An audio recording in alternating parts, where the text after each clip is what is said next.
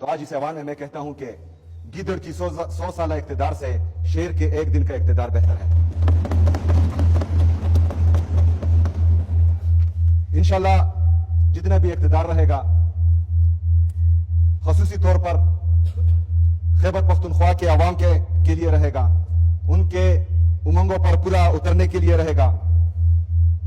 और मैं इस अवाम को गवाह बनाकर कहता हूं, अपने अल्लाह ताला से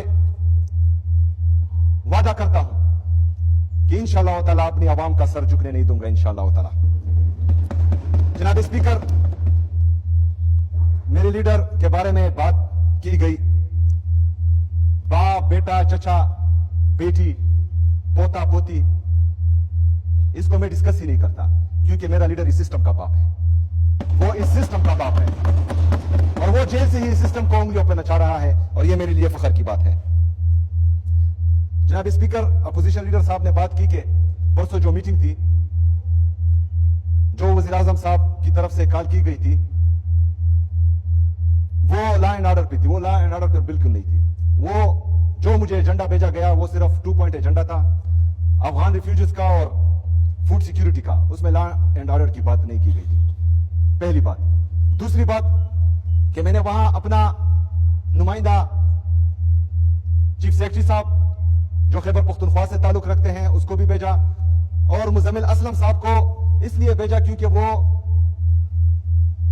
19 महीने 18 महीने से इस सूबे के तमाम मामलात को देख रहा था और बखूबी खबर था हर चीज से।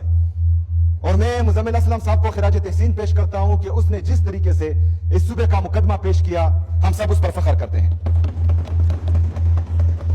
मैं अपोजिशन लीडर साहब से एक और बात भी कहता हूं कि वहां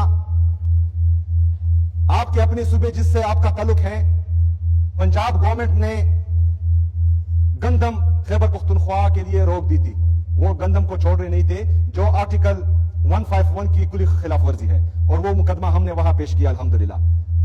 जनाब स्पीकर, उस गंदम की बंदिश की वजह से मेरे खैबर पख्तूनख्वा के अवाम महंगाई देख रहे हैं और रोटी भी उसी वजह से महंगी हो चुकी है। तो इंशाल्लाह जिस तरह वादा किया गया था, आप भी इसमें किरदार अदा करेंगे और आईन की खिलाफ वर्जी नहीं होगी और गंदम की तरसील खैबर पख्तूनख्वा को मुसलसल होती रहेगी। जनाब स्पीकर, अफगान रिफ्यूजीज का जो मामला है उस पर हमारा स्टांस क्लियर है।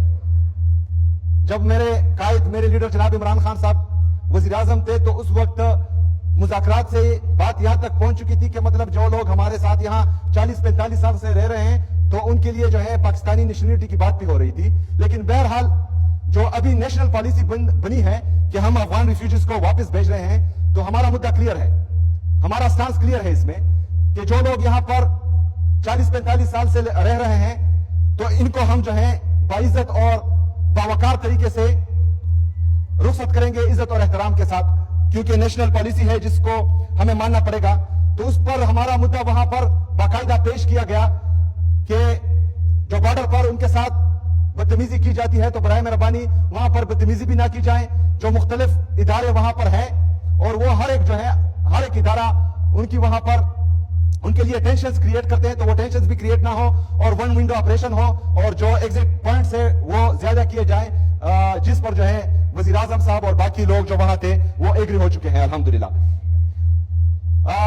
रातों रात एक नोटिफिकेशन वफाकी हुकूमत की तरफ से निकाला गया कि जितने भी अफगान रिफ्यूजीज के कैंप्स थे उनको खत्म किया गया। बाकी सूबे में 10-11 थे, लेकिन सिर्फ खैबर पख्तूनख्वा में ये 43 कैंप्स थे। तो हमारा मुद्दा ये भी था कि 43 कैंप्स में जो तकरीबन 12-13 लाख अफगान रिफ्यूजीज हैं, इनको रातों रात जो है ना ही हम ये खाली कर सकते हैं, ना हमारी इतनी कैपेसिटी है कि इनको मैनेज कर सके। तो बराए मेहरबानी इस पॉलिसी पर जो है नजरसानी की जाए और इनको जो है टाइम दिया जाए, जिस पर वज़ीर आज़म साहब ने इंटीरियर मिनिस्टर को कहा कि हमारे साथ बैठे, तो इंशाल्लाह अपने अफगान रिफ्यूजीज के लिए उनके साथ बैठेंगे, लेकिन जब इमरान खान से मुलाकात हो तब इंशाल्लाह।